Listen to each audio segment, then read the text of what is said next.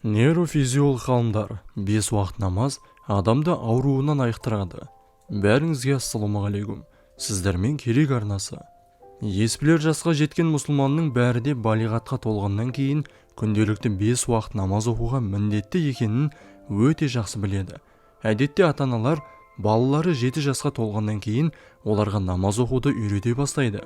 Дінді берік ұстанушылар бұл құлшылықты Раббысының тікелей бұйрығы деп қабылдайды. Және сол бұйрыққа бойсыну үшін оларға намаздың кереметтілігіне көз жеткізетін қосымша дәлел дәйектер ұсынудың қажеті жоқ. Әйтсе де, адам ағзасын зерттеу мәселесіне зейін бөлген ғалымдардың терең ізденісінің нәтижесінде соңғы кезде намаз сияқты ұлы құлшылықтың пайдасы мен оң әсері жайлы тұжырым енді заманауи ғылым тұрғысынан да дәлелденіп жатыр. Бүгінде біз 5 уақыт намаздың құлды жаратушысына жақындастыратын құлшылық қана емес, сондай-ақ оның саулығын түзеп, сырқатынан сауықтыратын іс-әрекет екендігін сенімді түрде айта аламыз. Намаздың адам өміріне араша болатындығы жайлы әртүрлі жағдаяттарды да жиі естіп жатамыз. Бұл сірә Алланың құдіреті. Осы видеомызда Алланың сол бір құдіретіне заманауи медицина тілімен сәл де болса түсінік беріп өтпекпіз. Мәлімет mazhab.kz сайтынан алынды. Сананың 4-ші фазасы – намаздағы сергектік. Адамның намаз кезіндегі ой санасын зердесін зерттеп көрген Ресей елінің нейрофизиолог ғалымдары мынадай жаңалық ашты.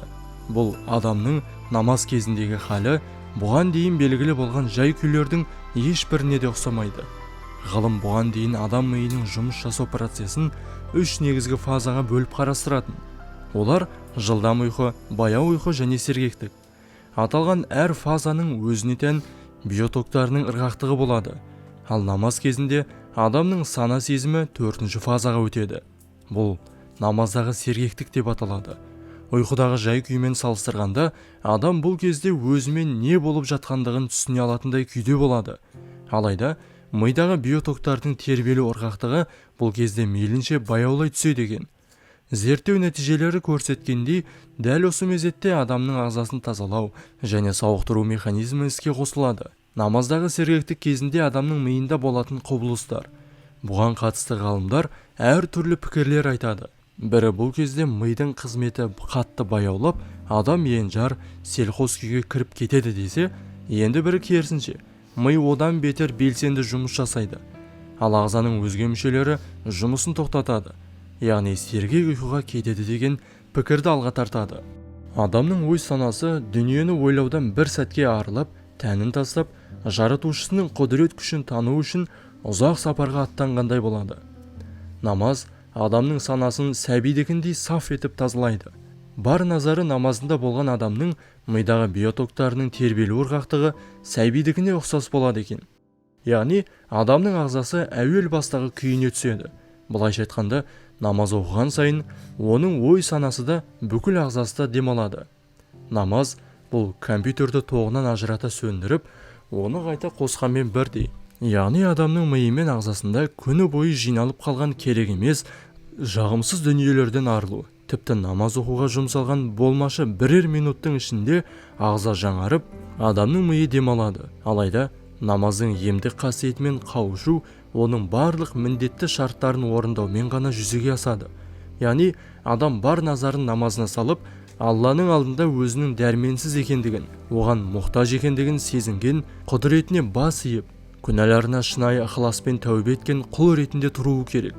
Асығыс оқылған намаз адамды жаратушысына жақындастырмайды, және осы бір құлшылыққа жасырынған қасиетпен де қауыштырмайды. Намаз асқынған дерттерді жазады.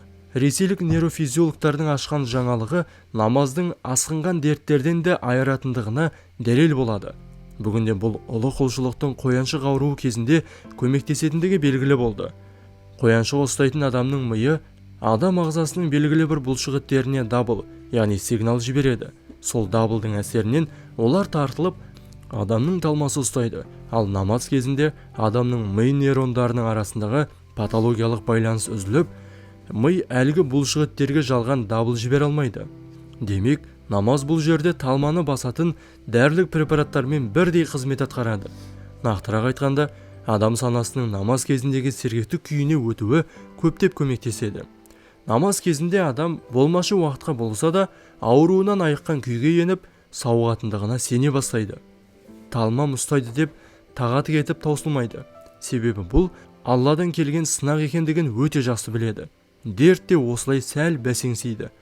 Дәрігерлер медицинаны дәрменсіз деп тапқан кезде кей науқастарының дертінен айығып кетіп жататындығы жайлы таңғажайып оқиғаларды ара-гідік болса да естіп қалып жатамыз. Бұл сірә бір Алланың қалауымен, адамның кіршіксіз сенімімен кемел күйде оқылған намазының әсерінен болған дүние. Намаз адам ағзасындағы микробтарды өлтіріп, есте сақтау қабілетін жақсартады. Жаратушымыздың намазға сіңірген тылсым күші жайлы айтқан кезде ғалымдардың мына бір дәлелденген жаңалығы еске түседі. Яғни суға арнайы дұға оқыған кезде ондағы микробтар өледі. Мұндай кереметке куә болған ғалымдар таңырқап таңдай қағуда. Ал бұл осыдан бірнеше ғасыр бұрын Мұхаммед саллаллаху алейхи уассаламның хадистерінде айдан анық етіп айтылған. Фатиха сүресін оқу арқылы суды тазартып қана қоймай, уланудың алдын алуға болады. Сондай-ақ 40 күн бойына Фатиха сүресі оқылған су адамның есте сақтау қабілетін жақсартады. Біз намазға мұқтажбыз. Дәрігерлер мен ғалымдар дәлелдеп бергенде, адам миының жылдам ұйқы, баяу ұйқы және сергектік сияқты 3 түрлі ажырамас жай күйімен бірге намаздағы сергектік халін сезінуде міндетті. Себебі бұл төртеуінің бірі болмаса, адам ағзасындағы тепе-теңдік жойылып, сыртқы факторлардың әсерінен адам психикасы құбылады да баяу күйзеліске түсе бастайды. 5 уақыт намаздың пайдасына бұған дейін күмәнмен қараған кей ғалымдардың өздері намаздың адамға деген қажеттілігін ақыры мойындады. Жаратушы Хақ Тағала адамға жаңа туылған сәби кезіндегі саулығын сақтауға мүмкіндік береді екен. Маңдайына жазылған өлшеулі өмірін қуанышпен, шүкіршілікпен өткізуді нәсіп етті. Және бұған намаздың көп жәрдемі тиетіні анық. Алла Тағала қасиетті Құранның Әнкәбут сүресінің 45 аятында расында намаз адамды арсыздық пен күнә амалдардан қайтарады дейді. Пайғамбарымыз саллаллаху алейхи уассалам да намаздың ұлы нығмет екендігін айтқан болатын. Оның мүбәрәк хадистерінің бірінде былай деп келеді: 5 уақыт намаз оқитын адамның үйінің жанынан жағалай ағатын тынық, таза өзенге күніне 5 мәрте шомылатын адам сияқты. Осыншалықты жиі жуынған адамның денесі міндетті түрде тазаратындай, барлық шарттарын орындай отырып, тиісінше оқылған намазда адамның жанын күнәлардан тазартады. Алла Тағала жасаған құлшылықтарыңызды қабыл етсін. Егер сізге осы ақпарат ұнаған болса, онда бағалап, достарыңызбен әлеуметтік желілерде бөлісулеріңізді сұраймыз. Денсаулығыңыз мықты болып, құлшылығыңыз әрдайым қаза болмай, уақытымен орындалуына тілектеспіз.